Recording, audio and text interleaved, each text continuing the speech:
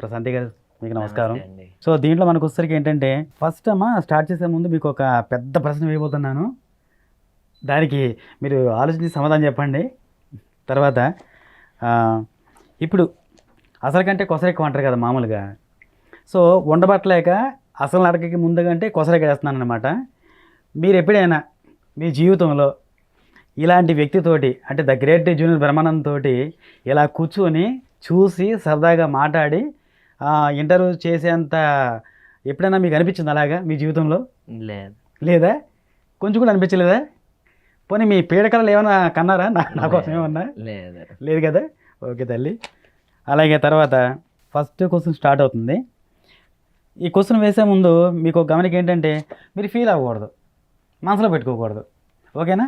సరే అయితే మామూలుగా అయితే సాధారణంగా ఫస్ట్ ఆఫ్ ఆల్ ఇప్పుడు బంజారా హిల్స్ ప్రశాంతి అసలు ఈ నేమ్ మీకు ఎట్లా వచ్చింది తల్లి? ఫస్ట్ బంజారా హిల్స్లో ఉండేది. అలా ఇంకప్పుడు టిక్ టాక్ స్టార్టింగ్లో ఎప్పుడైతే ఒక 6-7 years back okay tick talk స్టార్టింగ్లో అందరూ ఇలా అలా అని చెప్పి చెప్పుకుంటుంటే నేను కూడా ఓకే మనం కూడా మన ఏరియాని ఎందుకు ఫేమ్ చేసుకోకూడదు, మన ఏరియా నేమ్తో కూడా మనం పేరు పెట్టుకొని అట్లా ఫేమ్ అవ్వచ్చు కదా. ఫేమ్ అవుతానైతే నేను అనుకోలేదు. అలా నేను కూడా ఒక వీడియో చేస్తే చూద్దాం ఎలా ఉంటుందో దానిపైన ప్రభావం అని అనుకొని చేశా. అది నెక్స్ట్ ఒక 2 days లో బాగా వైరల్ అయింది. నిజంగా మీరున్న స్థానానికి అంటే ఏ దేశం ఎగినా ఎందుకు క్వాలిటీనా పొగడరా నీ తల్లి భూమి భారతిని నిలపరా నీచత నిండు గౌరవం అని చెప్పనని ఒక సామెత ఉంది. సో అట్లాగా మీరున్న ప్రాంతానికి మీరు పేరు తెచ్చారు. బంజారా హిల్స్ ప్రశాంతి అంటే ద మోస్ట్ ఫేమస్ సెలబ్రిటీ అనమాట. సో మీరు మీతో పాటు మీ ప్రాంతం కూడా మంచి నేమ్ వచ్చింది. సో ఆ ప్రాంతానికి మీ మంచి పేరు తీసుకొచ్చారు. అందుకు మీ ప్రాంతం అంతా కూడా మీకు రుణపడి ఉంటుందన్నమాట. రుణం ఏం లేదు, అందరు బాగుంటే చాలు. అదే. సో అంటే మీ వల్ల మీరుంటున్న ఇప్పుడు సొంత ప్రాంతం అంటే అమ్మ తర్వాత అమ్మే. ఎందుకంటే అమ్మ జన్మనిస్తుంది. ఆ జన్మనిచ్చిన తర్వాత మనం మనకి ఉండడానికి తోడు ఉంటుంది. పోయే వరకు కూడా ఈ అమ్మ మనల్ని భరిస్తుంది అనమాట. అమ్మ జన్మనిస్తుంది, ఈ అమ్మ మనల్ని భరిస్తుంది. సో భరించే అమ్మకి కూడా మీరు పేరు తెచ్చి పెట్టారు. సో ఆ విషయంలో మీరు చాలా గ్రేట్ తల్లి. తర్వాత రెండో క్వశ్చన్ ఏంటంటే ఇప్పుడు బంజారా హిల్స్ ప్రశాంతి తనకు తానుగా ఈ సోషల్ మీడియాలో వచ్చిన ఇమేజ్ ఏదైతే ఉందో దానికి నిజాయితీగా ఎన్ని మార్కులు వేసుకుంటుంది మామూలుగా? ఒక 10కి ఇచ్చాం అనుకోండి, 10 మార్కులు ఇచ్చాం మామూలుగా. సో ఈ సోషల్ మీడియా ద్వారా వచ్చిన ఇమేజ్కి తనకు తానుగా నిజాయితీగా ఎన్ని మార్కులు వేసుకుంటుంది? 50-50 మార్కులు 10 మామూలుగా. 50-50 అంటే సగం 5 మార్కులు వేసుకుంటారు. 5 మార్కులు వేసుకుంటారు. ఏం పర్లేదు చెప్పండి, ఏం పర్లేదు. 5 మార్కులే. ఎందుకంటే ఒక విధంగా చెడుగా పైకి వచ్చా, దాని తర్వాత మంచి పేరు తెచ్చుకున్నా. అవునా? నేనేంటో సొసైటీలో నిరూపించుకున్నా, అంటే నేనేంటో ఒప్పుకున్నా. ఓకే. సొసైటీకి భయపడి నేను ఇన్ని రోజులు కొంచెం నాకు ఇబ్బంది నా పర్సనల్ ప్రాబ్లమ్స్ వల్ల నేనేంటో చెప్పుకోలేకపోయా. వీళ్ళకి కూడా ఒక డౌట్ వచ్చేసింది ఏంటంటే అసలు వీడి గేనా అబ్బాయా అమ్మాయి అన్నది వాళ్ళలో కూడా ఒక మైండ్లో అన్నది ఒక డిస్టర్బెన్స్ వల్ల వాళ్ళు పిచ్చిగా కామెంట్స్ చేయడం, ట్రోల్స్ చేయడం అలా చేశారు. నేను ఒక రోజు నాకు అంతా కుళ్ళ అయిపోయిన తర్వాత అంత ఫ్యామిలీ అదంతా యాక్సెప్టెడ్ అయిపోయాక నేను టోటల్లీ అమ్మాయిలాగా మారిపోయాక నేను కొంచెం మీడియా ముందు వచ్చేసి చెప్పేసుకున్నాను, నేను ఇప్పుడు ఇదండి, నేను ఒక ట్రాన్స్ని, నేను ఒక జోగిని, నేను దేవుడితో పెళ్లి చేసుకున్నాను అని చెప్పి ప్రతిదీ కూడా నేను సోషల్ మీడియాలో అప్లోడ్ చేస్తూనే ఉంటా, పెడుతూనే ఉంటా. అంటే మనం ఏంటో ఫస్ట్ ఆఫ్ ఆల్ నిరూపించుకున్న తర్వాత ఎదుటి వాడి నుంచి ఎలా రెస్పాన్స్ వస్తుందో చూసుకోవాలి. మనం ఏంటో చెప్పుకోకుండా మనం ఒకసారి ఒకలాగా ఉంటే సొసైటీ కూడా యాక్సెప్ట్ చేయదు అది. అలా అందుకని చెప్పి నేను చేసింది ఏది పెద్ద గొప్ప అని చెప్పుకోను, అలా అని చెప్పి తప్పు అని చెప్పుకోను. కాబట్టి 50-50. లేదమ్మా, లేదు. మీ విషయంలో మీరు ఎప్పుడు కూడా తక్కువ అనుకోకండి. ఎందుకంటే అందరితో మీరు సమానమే, అందరితో మీరు ఒకటే. ఎందుకంటే భూమి మీద ఉన్నామంటే మనుషులందరూ ఒకటే, ఆడైనా మగాడైనా ఇదైనా సరే. ఇప్పుడు మీకోసం ప్రభుత్వాలు కూడా థర్డ్ జెండర్ ఒక కాలం క్రియేట్ చేసినాయి. అవును, నిజంగా it is hats off to that government అనమాట. నిజంగా ప్రభుత్వానికి కూడా మన విషయంలో థ్యాంక్స్ చెప్పుకోవాలి, మిమ్మల్ని గుర్తించింది. సో అంత పెద్ద గుర్తించడంతో ఇంకా మాకు కూడా అన్ని రిజర్వేషన్స్ కూడా వస్తే ఇంకా బాగుంటుంది. నిజంగా మీరు ఎప్పుడు కూడా డిసప్పాయింట్ అవ్వద్దమ్మా. ఎందుకంటే మీకున్న టాలెంట్ మీకున్న అది ఎప్పుడు కూడా మీకున్న టాలెంట్ మీకు ఉంటుంది. సో మీరు ఎప్పుడు కూడా దీన్ని మైనస్ అని ఎప్పుడు అనుకోవద్దు. సమాజంలో 100 మంది ఉంటే 100 మందిలో 90 మంది మిమ్మల్ని గుర్తిస్తారు. ఒక 10 మంది మామూలే అమ్మా. అందరూ గుర్తిస్తే సమాజం 100 చీమలలో ఒక చీట చీమ ఎట్లా ఉంటుంది. సమాజం 100 మందిలో ఒక 10 తక్కువ అయితే మన దానికి పెద్ద ప్రాబ్లం అవసరం లేదు.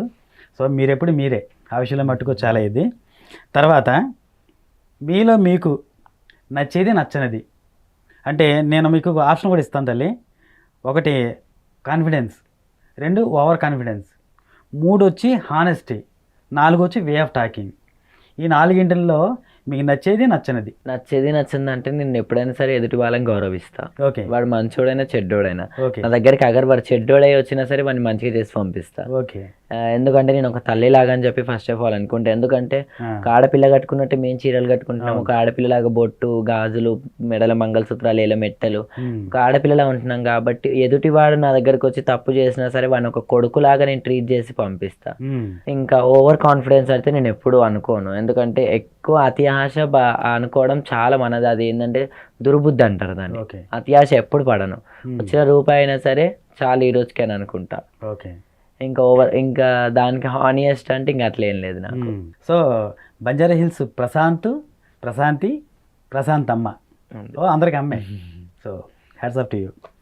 తర్వాత ఇక ఫైనల్గా ఏంటంటే మీకు 4వ క్వశ్చన్ ఏంటంటే, ఇప్పుడు బంజారా హిల్స్ ప్రశాంతికి ఇంకా తీరని కోరికలు ఏమైనా ఉన్నాయా? అంటే మీరు ఏమైనా సాధించాలని అనుకుని సాధించలేకపోయినవి కానీ, ఇట్లా చేస్తే బాగుంటుంది అనుకుని చేయలేకపోయినాయి కానీ, ఇంకేమైనా మీకు బ్యాలెన్స్ ఏమైనా మిగిలాయా? సాధించాలనుకున్నది అయితే ఒకటే, ఒక మంచి ఇల్లు కొనుక్కొని నా సంపాదనతోని మా ఫ్యామిలీకి తెలియకుండా అది గిఫ్ట్ ఇవ్వాలి అని చెప్పి కోరిక. ఎందుకంటే మా కమ్యూనిటీలో చాలా వరకు అయితే ఫ్యామిలీస్ ఇరుగు పొరుగు మాటలు విని, లేకపోతే ఇట్లా చేంజ్ అయిపోతే ఇంట్లో నుంచి వెలవేసేసి వాళ్ళకి ఇంకా అటు చెప్పుకోవడానికి ఎవరు లేని దీనమైన స్థితిలోకి దొబ్బేస్తారు ఇంట్లో నుంచి. కానీ మా ఫ్యామిలీ అలా కాకుండా నేను ఇలా అయినా సరే నన్ను యాక్సెప్ట్ చేసి ఇంట్లో ఉంచుకొని, ఒకప్పుడు కొడుకులా చూసినా ఇప్పుడు కూతురులా చూస్తున్నారు. అంతకి మించిన అదృష్టం అయితే నాకు లేదు. కాబట్టి మా మమ్మీకి, మా డాడీకి, మా అన్నయ్య వాళ్ళకి అందరు కలిపి నా ఒక్క గుర్తు ఉండాలి అని చెప్పి వాళ్ళకి ఒక మంచి ఇల్లు బహుమతిగా ఇచ్చేయాలి.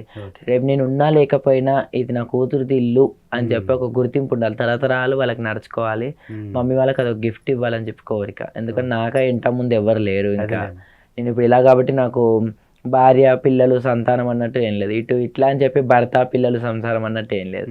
ఎటు అయినా నేను ఇలాగే. మన జీవితంలోకి ఎంతో మంది మగవాళ్ళు వస్తుంటారు, పోతుంటారు. ఎవరు కూడా మనతో లైఫ్ లాంగ్ తోడు ఉండరు.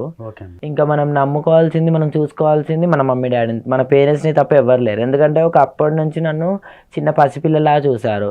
ఇప్పుడు వాళ్ళ ఏజ్ అయింది కాబట్టి వాళ్ళని మనం పసిపిల్లలా చూడాలి. ఇప్పుడు నాకు కొడుకైనా కూతురైనా మా మమ్మీ డాడే.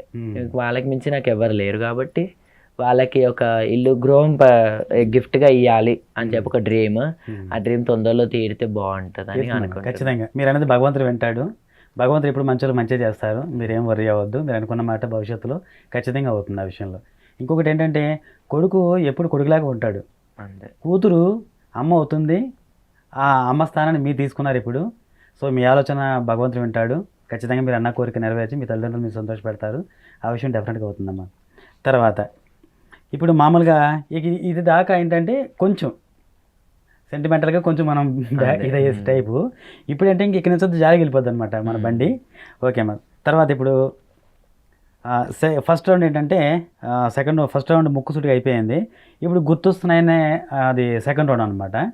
దీనిలో మనకేంటంటే మీరు చిన్నప్పుడు ఎట్లా ఉండేవారు? అబ్బాయిలాగా. అందరు అబ్బాయిలాగా. నేను కూడా షార్ట్ టీ షర్ట్ వేసుకునేది, జీన్స్ పైన షర్ట్ వేసుకునేది, హెయిర్స్ మంచిగా డిజైన్ చేసుకునేది. అందరు అబ్బాయిలాగానే ఉండేది. కానీ దేవుడు ఏం చేశాడంటే మాకు ఒక ఊహ తెలిసేంత వరకు అబ్బాయిలాగా అబ్బాయిలాగా ఉండేటట్టు చేశాడు. ఎప్పుడైతే మాకు ఊహ తెలిసినప్పటి నుంచి అసలు లోపల ఫీలింగ్స్ అన్న ఆడపిల్లే, కానీ బయట రూపం మాత్రం మగవాడిది. అది ఎలా చెప్పుకోవాలి, ఎవరికి చెప్పుకోవాలి అన్నది అదొక క్వశ్చన్ మార్క్ అయిపోయింది. అలమారి తెరిస్తే ఒక పక్క చీరలు, ఒక పక్క ప్యాంట్ షర్ట్, నేను ఇవి వేసుకోవాలి అన్నది ఒక క్వశ్చన్ మార్క్. ఆ సంఘటనలో బాగా బాధ అనిపించేది, కళ్ళలో నుంచి నీళ్ళు వచ్చేటివి. అసలు నాకెందుకు ఇలా అనిపిస్తుంది, నేనేం పాపం చేశా, నేను ఒక మగవాళ్ళ పుట్టాను కదా, నా మనసు ఎందుకు ఇలా ఆలోచిస్తుంది. అద్దం ముందుకెళ్తే బొట్టు పెట్టుకోవాలనిపించేది, అందరు ఫేర్ అండ్ లవ్లీ గాజులు, పువ్వులు పెట్టుకోవాలనిపించేది. ఎందుకు ఇలా అనిపిస్తుంది, నేను మాత్రం ఏం ప్రాబ్లం ఉంది, నాలో ఏంటి ప్రాబ్లం. అప్పుడు హాస్పిటల్స్, డాక్టర్స్ అంటూ కూడా పెద్దగా ఏం తెలియకపోయేది. ఎవరితో షేర్ చేసుకోవాలి. ఒక కడుపు నొప్పి వస్తుందంటే అమ్మకి చెప్పుకోవచ్చు, కాలుకి దెబ్బ తగిలిందంటే డాడీకి చెప్పుకోవచ్చు. కానీ ఈ ప్రాబ్లం ఎవరికి చెప్పుకోవాలి? చెప్పుకున్నా అర్థం చేసుకోలేరు. ఎందుకంటే నా చెయ్యి ఇప్పుడు మంచిగా ఉంది చెయ్యి, కానీ ఇందులో స్పర్శ లేదు. లేదు, అది నాకు మాత్రమే తెలుసు. ఓకే. కానీ చెయ్యి అందంగా ఉందని చెప్పి అందరూ ఏమనుకుంటారు, వాడు చెయ్యి బాగానే ఉంది కదా అని అనుకుంటారు. కానీ అందులో ప్రాణం ఉందా లేదా అన్నది ఎవరు తెలియదు. నా పరిస్థితి అలా అయిపోయి 12 years దాకా బండిని నెట్టుకుంటూ వచ్చేసి ఎప్పుడైతే 13-14 పడ్డాయో ఇప్పుడు ఇంట్లో వాళ్ళకి చెప్పేసా, నేను ఇది నాకు ఇలా ఉంది, నా మొత్తం బిహేవియర్, నా మనసు ఇలా ఉంది, టోటలీ ఇలా చేంజ్ అయిపోవాలనుకుంటున్నాను అయితే అని చెప్పేసి. అంటే ఇంట్లో కూడా నాకు ఫస్ట్ టైం చెప్పినప్పుడు ఎలాంటి ఆర్గ్యుమెంట్స్ చేయలేదు, ఎలాంటి ఇబ్బంది పెట్టలేదు. ఓకే నీకు నచ్చినట్టుండు కానీ నువ్వు మాతోనే ఉండు, ఎక్కడ కూడా బయటకు వెళ్ళిపోకు, మమ్మల్ని వదిలేసి. ఆడైనా మొగైనా మీరు అర్ధనారీశ్వరులు అయినా సరే మా ఇంటి దేవత అనుకుంటాం, ఎందుకంటే పూజించే శివుడే అర్ధనారీశ్వరుడు, ఆయనలో సగ భాగాన్ని మీకు ఇచ్చాడు కదా. అస్సలు అనుకోండి, ఎందుకంటే ఒక అమ్మాయిని అబ్బాయిని కట్ చేసినా రెడ్ బ్లడ్ గానే వస్తుంది, మమ్మల్ని కట్ చేసినా రెడ్ బ్లడ్ గానే వస్తుంది. మేము ఇలా మారామని చెప్పి మాకేమి డిఫరెంట్ ఉండదు, మీకేం డిఫరెంట్ ఉండదు, అందరం మనుషులమే. నాకు కరెక్ట్గా మీరు చెప్తుంటే నేను అదే మీకు చెప్పబోతున్నాను అనమాట. అర్ధనారీశ్వరుడే అమ్మ తండ్రి రూపంలో ఉన్నాడమ్మా, మీరేం ఒరే అవసరం చెప్తాం అనుకున్నాను. కరెక్ట్గా మీ నోటంటే అదే మాట వచ్చింది అనమాట. సరే, నేను అడిగిన క్వశ్చన్కి మీరు బాగానే చెప్పారు, కాకపోతే దాన్ని కొంచెం కామెడీగా అడిగాను అనమాట. చిన్నప్పుడు ఎట్లా ఉండేవారంటే మామూలుగా మీరు అంటే ఎలా ఉండేవారంటే అల్లరి చేస్తా ఉండేవారా, లేదంటే మామూలుగా కామ్గా ఉండేవారా మామూలుగా మీరు చిన్నప్పుడు? ఇప్పటికి నేను ఇంట్లో అల్లరి చేస్తారా? ఇప్పటికీ అల్లరి చేస్తా. అదే కోసం అనమాట. ఇప్పటికీ అల్లరి చేస్తా, బాగా సతాయిస్తా అందరినీ, అలుగుతో బాగా. ఏదైనా కావాలంటే కావాలి, మొండితనం నాది. పట్టారంటే ఇంకంతే, ఏదైనా సాధించాలంటే ఇంకా సాధించాలి అంతే. అది ఎంత కష్టమైనా సరే భరిస్తూ వెళ్ళిపోతా. ఇంకా అలుగుతే మాత్రం వెంబడే కూల్ అయిపోతుంది, ఎందుకంటే ఒకరిని బాధ పెట్టడం ఇష్టం ఉండదు.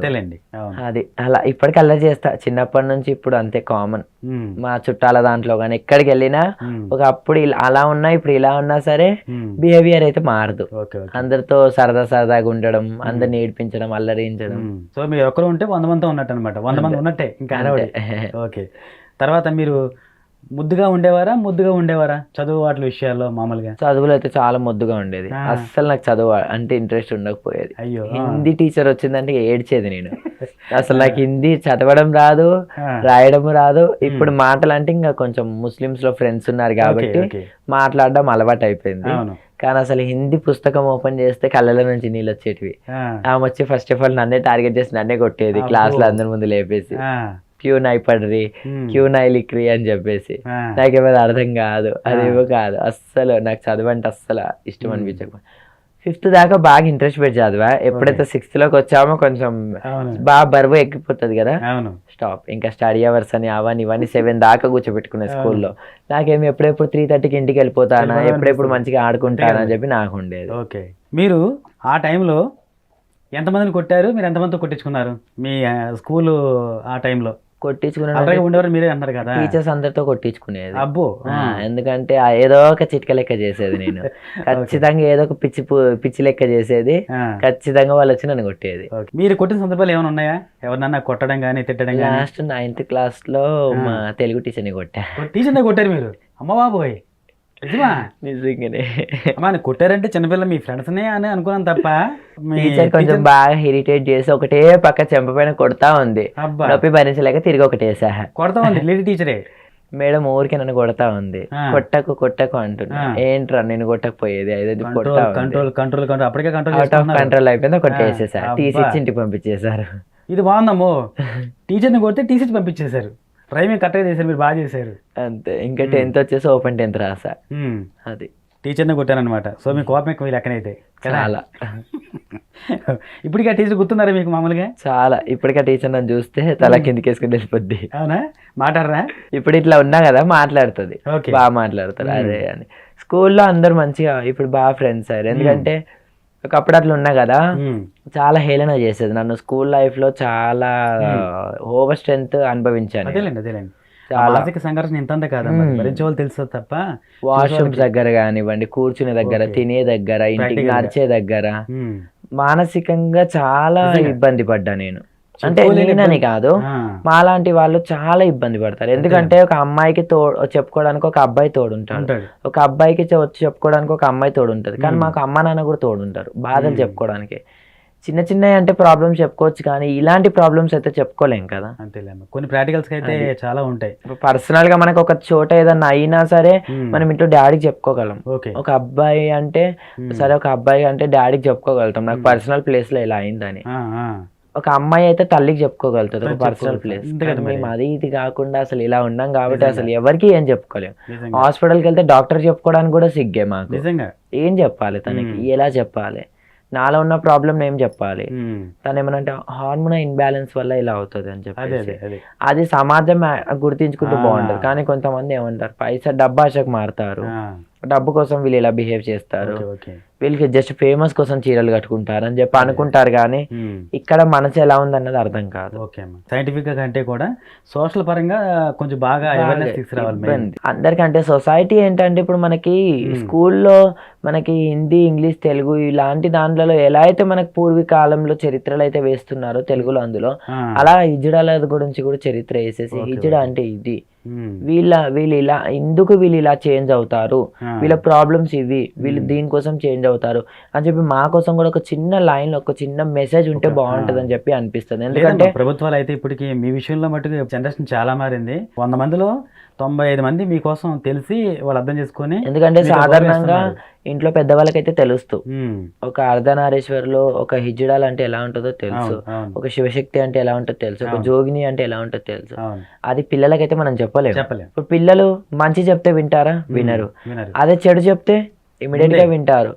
ఆ ఒక్క పదాన్ని 100 పదాలుగా ఆలోచించుకుంటారు. కానీ మంచిని మాత్రం ఈ చెవు నుంచి ఈ చెవు వీళ్ళదు. నిజంగా అలా మనకి స్కూల్లోనే ఒక చిన్న మెసేజ్ లాగా ఇస్తే బాగుంటది కదా, పిల్లలకు కూడా అర్థమవుతుంది. ఆ చిన్న వాళ్ళ నుంచి పెద్ద వాళ్ళ దాకా. ఎందుకంటే అది ఒక మంచి అర్థమే. ఎందుకంటే ఒక అప్పుడు సొసైటీలో 100 మంది హిజ్డాలు ఉండేది, కానీ ఇప్పుడు 1,00,000 కోటి మంది హిజ్డాలు అయిపోతారు. రోజు రోజుకి మారిపోతా కొద్దీ మాకు కూడా ఒక గుర్తింపు వస్తున్నా కొద్దీ సొసైటీలో అమ్మాయి అబ్బాయితో పాటు హిజ్డా కూడా సమానం అని చెప్పి తెలుస్తున్నా కొద్దీ మాకంటూ కూడా ఒక మంచి గుర్తింపు రావాలని కోరుకుంటాం. లేదమ్మా, ఆ గుర్తింపు మీకు దగ్గరికి వచ్చేసినట్టే. ఆ గుర్తింపుకి ఇంకో గుర్తింపు రావాలంతే. వస్తే మీకు టోటల్గా సమాజంలో మీరు ఈక్వల్ అయిపోతారు. ఇప్పుడు ప్రభుత్వాలు కూడా మీకోసం చాలా చేస్తున్నాయి. సో ఏమైనా సరే మనం సమాజంలో ఉండే సాటి మనిషిగా మనం మిమ్మల్ని గుర్తించి గౌరవించాలి. ఆ విషయంలో ఇంకా కొంచెం అవేర్నెస్ రావాలి. ఇంకొక 10% వస్తే సరిపోతుంది అంతే. చిన్నప్పుడు ఆటలు ఆడేవారు మీరు? ఆడేవారు కదా. ఏం ఆటలు ఎక్కువగా ఆడేవారు మీరు మామూలుగా? చీటీలు ఆడేది. చీటీలు అంటే నెలకి 5,000 కడతాం, సంవత్సరం ఇంట్రెస్ట్ అవుతుంది, పాట పాడుకోవడం, చీటీ ఎత్తేయడం, ఆ టైపా? ఆ చీటీలు కాదు, పేపర్ వైట్ కలర్ పేపర్ చింపేసి 4 చిట్టీలు చేసేసి దానిపైన AB అని చెప్పి రాసేసి ఎవరికి ఏళ్ళు 4 వస్తే వాళ్ళకి 2 రూపాయలు ఇచ్చేది, ఎవరికి B 4 వస్తే వాళ్ళకి 2 రూపాయలు ఇచ్చేది. వడ్డీలు ఏం లేవు, ఇక 4 డబ్బులు వాళ్ళకి వెళ్ళిపోతాయి అంతే. అంటే వడ్డీలో కలెక్ట్ చేస్తారా అంటున్నాను? వడ్డీలు లేదు కదా, వడ్డీలే కలెక్ట్ చేయరు కదా. లేదు డైరెక్ట్ వెళ్ళిపోవడమే. అలాంటి అన్ని పిచ్చి పిచ్చి ఆటలే ఆడేది మేము చిన్నప్పుడు. ఓకే. అన్ని శనివారం స్కూల్లో అది చక్కెర పిండి ఇచ్చేది కదా, అందరం మేము ఒక 10-15 మంది బ్యాచ్ ఉండేది మా పిల్లలది. అలా అందరం కలిసి ఏం చేసేది అంటే చక్కెర పిండి తెచ్చేసి ఒక గంపలో పోసేసి అలా వాటర్ వేసి దాన్ని సిమెంట్ లాగా కలిపేసి ఎదురు ఒక బిల్డింగ్ ఉండేది. ఆ అంకుల్ కి, మా ఓనర్ అంకుల్ కి పడదు. ఆ ఫ్రస్ట్రేషన్ అవి పిడికల్లా చేసి వాళ్ళ ఇంటికి కొట్టేది. అన్ని పిచ్చాట్లు, చక్కెర పిండి పిడికలు అవి కొట్టేది. అవి వారం అయిపోయాక ఎండిపోయాక ఉసిపోయేది. పిడకలంటే సాధారణంగా పేడతో ఉంటాయి. పేడతో మేము చక్కెర పిండితో చేసి గోడపై కొట్టేది. లేకపోతే ఇంకా డప్ప అంటారు కదా, దాసుకునే ఆట, అది ఆడేది. రన్నింగ్, అన్ని పిచ్చి పిచ్చి ఆటలే. అయితే పిడకలో ఒక ప్రయోగం చేశారు మొత్తం మీద మీరు. మరి శభాషంగా చెప్పరే.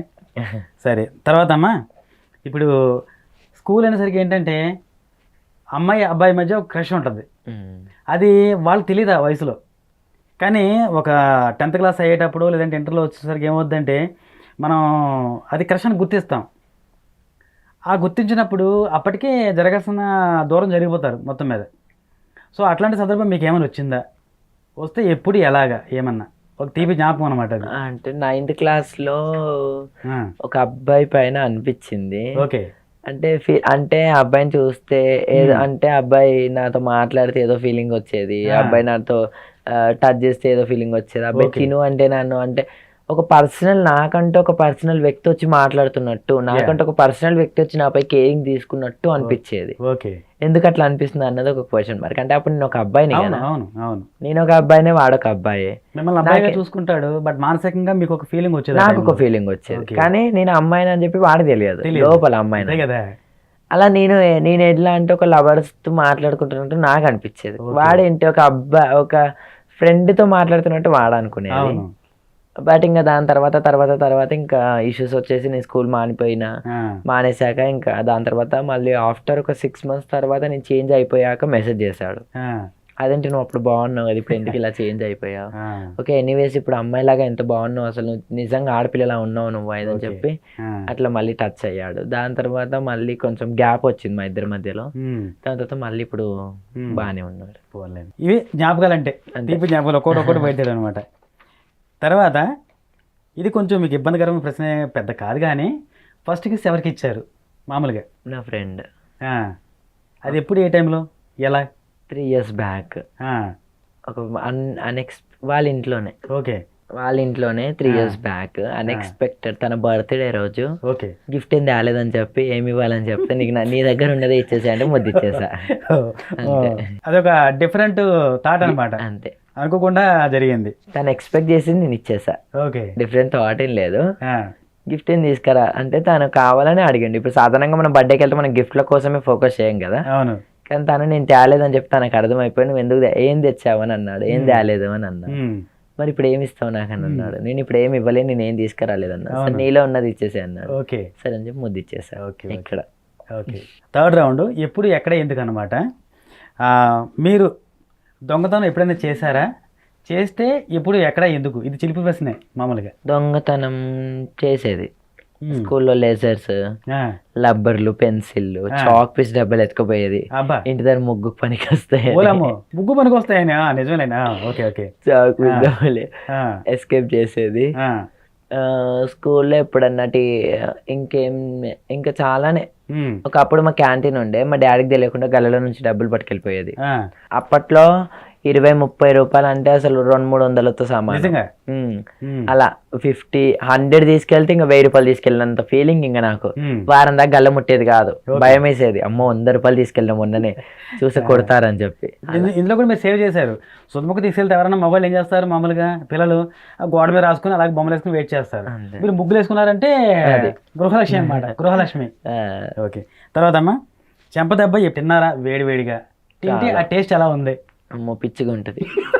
అస్సలు ఎదుటివాడిని రెచ్చగొట్టినప్పుడు ఆ ఒక దెబ్బ పడుతుంది చూడు, పిచ్చిగా ఉంటది అది. మళ్ళీ ఒకసారి వాడి జోలికి పోవద్దు అనిపిస్తుంది. సో తిన్నారా? అయితే తిన్నా, రీసెంట్ గానే తిన్నా. వేడి వేడిగానా వాడిగానా? వేడి వేడిగానే రీసెంట్ గానే తిన్నా. నిన్నలే మొన్ననే మా వాడిని ఇలాగే రెచ్చగొట్టా, హాట్ మన ఒకటి కొట్టిండు. ముద్దుగా వేడి వేడిగా ఒక వేడి వేడి దోశ మనం నోట్లో పెడితే నోరు ఎలా కాలిపోద్దో చెంపాల కాలిపోయింది. దెబ్బతో అమ్మని కమ్మని దెబ్బ అది గుర్తొచ్చేది అనమాట మనకి. ఓకే అమ్మ. తర్వాత ఎప్పుడైనా మీరు ఫూల్ అయ్యారా? అవ్వటం అంటే మీరు ఏదో మంచి చేద్దాం అనుకుంటారు, అక్కడ పరిస్థితులు రివర్స్ అవుతాయి అన్నమాట.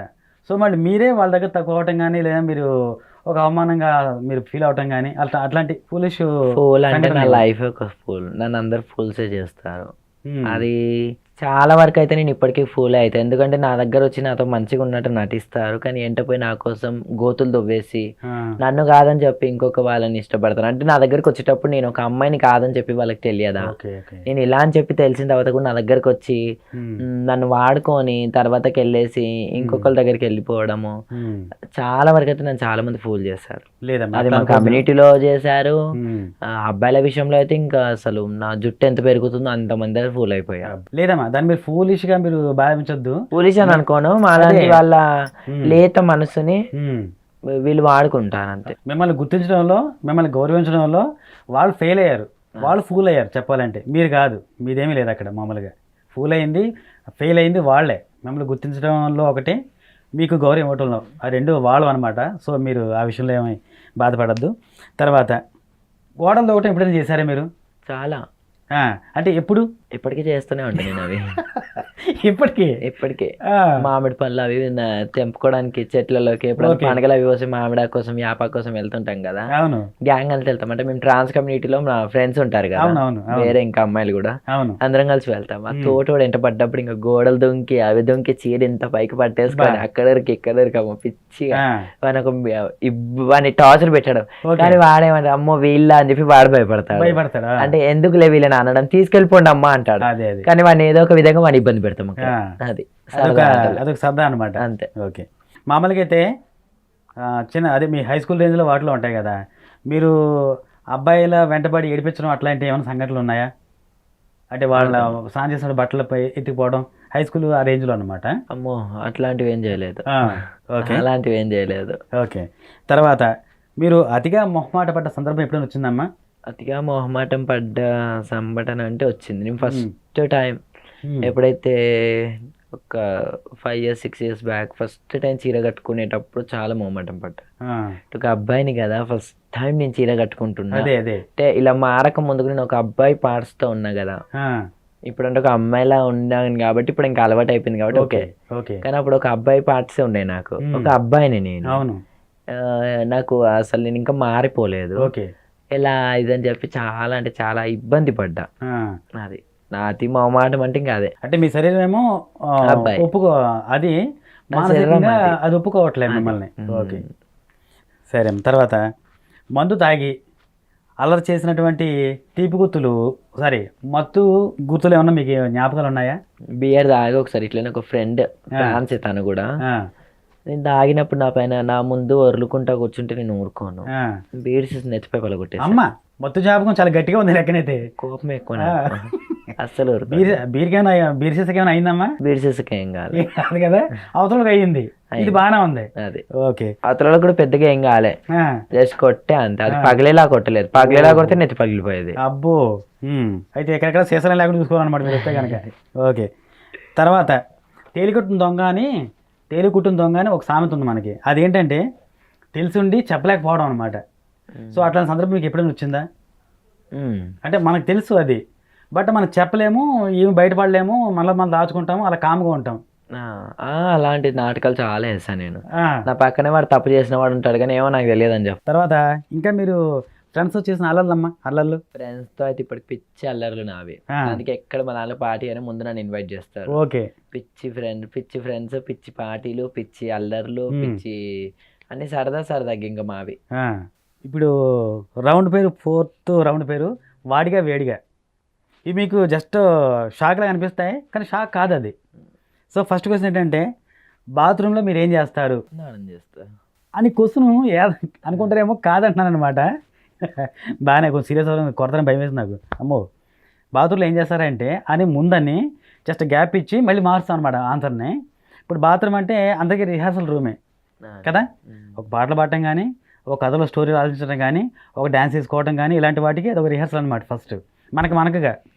సో అట్లాంటి విషయాలు మీరు ఏది చేశారు? నేను చిన్నప్పుడు స్నానం చేసి పాటలు పాడేది, పిచ్చి పాటలు. మా అమ్మ తిట్టా ఉండేది, ఎందుకు పాడుతున్నావు పాటలు ఏం రోగం మీకు బాత్రూంలో పోయి పాటలు పాడతారు అది చెప్పి.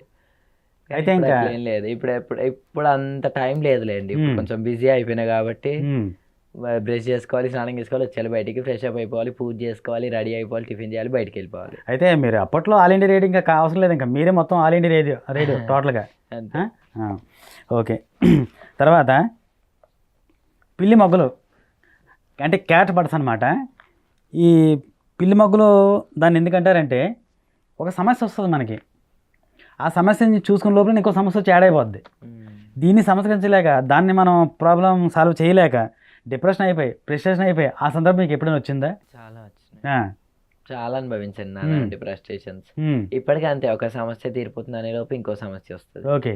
దీన్ని ఎలా చేయాలరో దేవుడా అనుకునే లోపు ఇది వచ్చేసరికి దీన్ని ఏం చేయాలో అర్థం కాదు. సో పిల్లి మొగ్గలు అయితే మీరు రోజు వేస్తూనే ఉంటారు, అదే సాధారణంగా అందరూ వేసేదానమ్మా. సో అది సమస్యల కంటే మాకు ఇంకొక 10 రేట్లు ఎక్కువ ఉండే సమస్య. ప్రతి దగ్గర ఇబ్బంది పడాల్సిందే మేము. అదేలేండి. ఒక దగ్గర ఇల్లు కాల్ చేసినా ఇంకొక దగ్గరికి ఇల్లుకి వెళ్ళాలని చెప్పినా ఓనర్స్ ఇబ్బంది పెడతారు. ఓకే, మీరు ఇలా ఉన్నారు కదండి ఇవ్వలేము, పక్కన వాళ్ళు ఇవ్వద్దు అంటారని.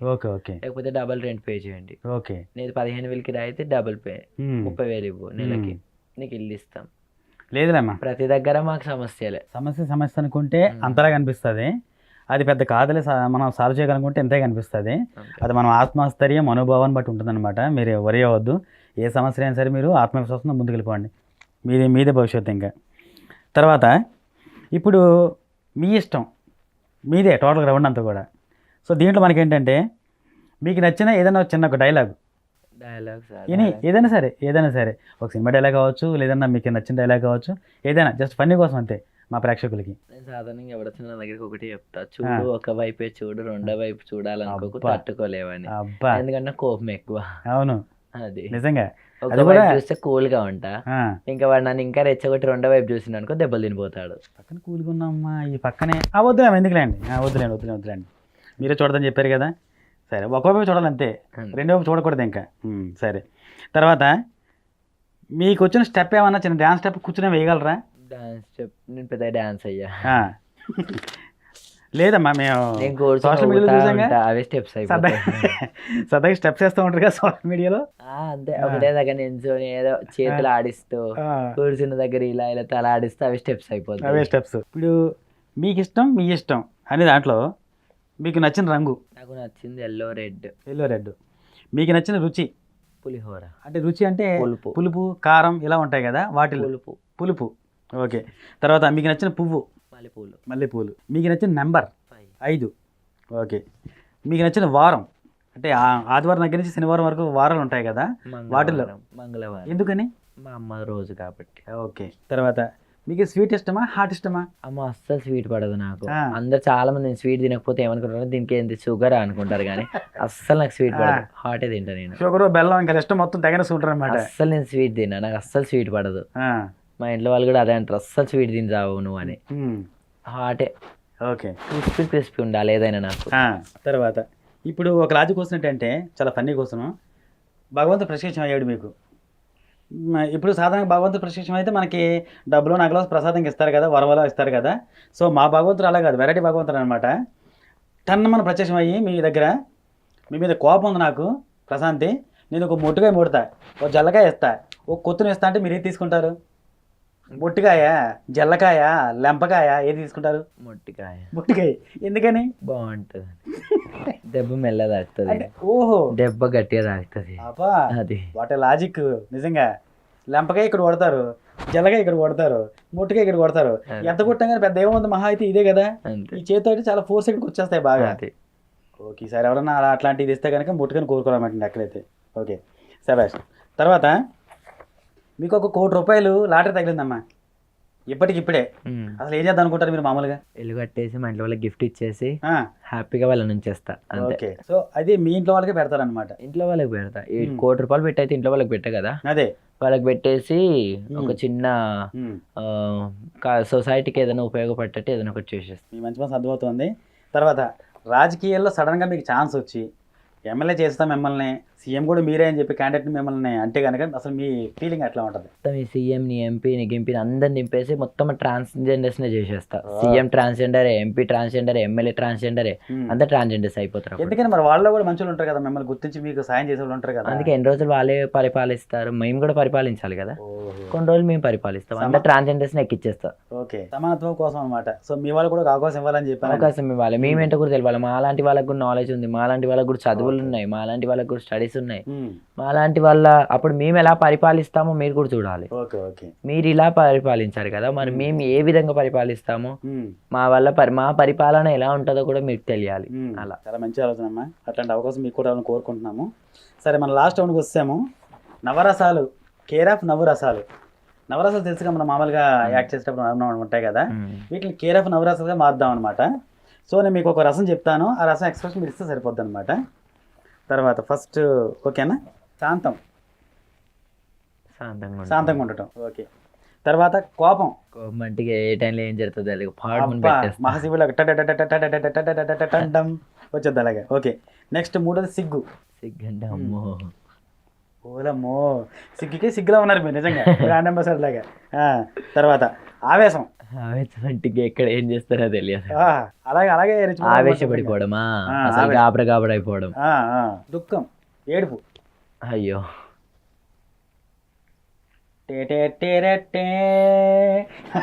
TV serials. ఓకే, బాగుందమ్మా. హాస్యం, కామెడీ. హాస్యం అంటే ఎదుటి వాడిని ముంచేసి అది మనం కామెడీగా తీసుకొని నవ్వాలంతే. నవ్వాలి. ఒక ఎక్స్ప్రెషన్ ఇవ్వగలరా హాస్యానికి సరదాగా ఏమన్నా? అయ్యో, వాళ్ళంటే నవ్వాడవే, అదే హాస్యం, నవ్విచ్చేసారు కదా శుభ్రంగా. తర్వాత భయం. భయం అంటే నేను ఒక్కదాన్ని ఉన్నా, ఎవ్వరు లేరు, ఏం చేయాలో అర్థం అవ్వట్లేదు, చాలా భయం వేస్తుంది. ఎందుకమ్మా భయపడతాం, మేము ఉన్నాం కదా, మేము చూసుకుంటాం, మీకు ఏం కష్టం లేకుండా. ఎవరు మిమ్మల్ని ఏం చేస్తే మేము చూసుకుంటాం కదా మిమ్మల్ని. అయ్యో, మీ ధైర్యంగా ఉంటాను, నాన్న ఉన్నాను మీకు ధైర్యంగా. తర్వాత బీభత్సం, ఇక హై లెవెల్కి వెళ్ళిపోతాను అన్నమాట కోపం. అది బీభత్సం. ఇప్పుడు నా ఫోన్ పలిగిపోతుంది మరి అలా అంటే. అమ్మా అసలు మీ కళ్ళే చాలా పెద్దగా ఉన్నాయి, ఆ కళ్ళని చూస్తే భయం వేస్తుంది మామూలుగా. ఇక అమ్మ రాడేసినట్టే ఇంకా కనకదుర్గమ్మ.